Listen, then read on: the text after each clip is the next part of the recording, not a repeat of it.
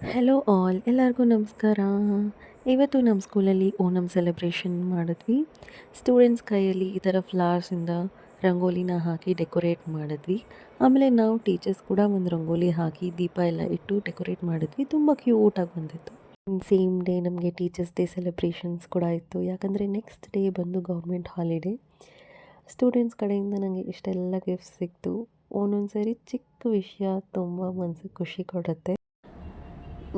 ನಾನು ಚಿಕ್ಕವಳಿರ್ಬೇಕಾದ್ರೆ teachers day celebrate ಮಾಡ್ತಿದ್ದಿದ್ದು ನೆನಪಾಯಿತು. ನಾನು ಈ ಥರ ಟೀಚರ್ಸ್ಗೆ ಗ್ರೀಟಿಂಗ್ ಕಾರ್ಡ್, ಪೆನ್ಸ್ ಎಲ್ಲ ಗಿಫ್ಟ್ ಕೊಡ್ತಿದ್ದೆ.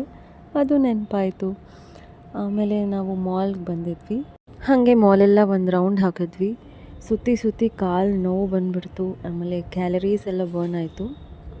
ಈ ಥರ ಚಿಕ್ಕ ಚಿಕ್ಕ ಸ್ಟಾಲ್ಸ್ ಎಲ್ಲ ಹಾಕಿದ್ರು. ಅಲ್ಲಿ ಕ್ಯೂಟಾಗಿರೋ ಇಯರಿಂಗ್ಸ್, ಆಮೇಲೆ ಡ್ರೆಸ್ ಮೆಟೀರಿಯಲ್ ಎಲ್ಲ ಮಾರ್ತಿದ್ರು. ತುಂಬ ಚೆನ್ನಾಗಿತ್ತು. ಜೋರಾಗಿ ಮಳೆನೂ ಶುರು ಆಗೋಯಿತು. ಆ್ಯಂಡ್ ಬರೋ ಜನ ಎಲ್ಲ ಮಾಲ್ ಒಳಗಡೆ ಸೇರ್ಕೊಬಿಟ್ಟಿದ್ರು. ಅದೊಂದೇ ಸೇಫ್ ಪ್ಲೇಸ್ ಅಲ್ವಾ, ಅದಕ್ಕೆ. ಹಾಗೆ ನಾನು ಹೇರ್ ಕಟ್ ಕೂಡ ಮಾಡಿಸ್ಕೋಬೇಕಿತ್ತು. ಅಲ್ಲೇ ಹೇರ್ ಕಟ್ ಕೂಡ ಮಾಡಿಸ್ಕೊಂಡೆ. ತುಂಬ ದಿನ ಆಗಿತ್ತು ಹೇರ್ ಕಟ್ ಮಾಡಿಸ್ಕೊಂಡು ಹಾಗೆ ವಾಪಸ್ ಮನೆಗೆ ಹೊರಟ್ವಿ. ಅಲ್ಲಿ ಗೋಲ್ಗಪ್ಪ ಕಾಣಿಸ್ತು. ಸರಿ, ಈ ಚಳಿ ವೆದರ್ಗೆ ಚೆನ್ನಾಗಿತ್ತು, ತಿಂದ್ವಿ. ಮನೆಗೆ ಬಂದು ಬೇಲ್ಪುರಿ ಮಾಡ್ಕೊಂಡು ತಿಂದ್ವಿ. ಹಾಗೆ ಸ್ವಲ್ಪ ಹೊತ್ತು ರೆಸ್ಟ್ ಕೂಡ ಮಾಡಿದ್ವಿ. ಆಮೇಲೆ ಅದೇ ವಾರ ನಮ್ಮ ಅಪ್ಪ ಅಮ್ಮಂದು ವೆಡ್ಡಿಂಗ್ ಆ್ಯನಿವರ್ಸರಿ ಇತ್ತು. ಸೊ ಎಲ್ಲರೂ ಎಲ್ಲಿಗಾದರೂ ಹೋಗೋಣ ಅಂತ ನಾವು ಡಿನ್ನರ್ಗೆ ಅಂತ ಬಂದಿದ್ವಿ.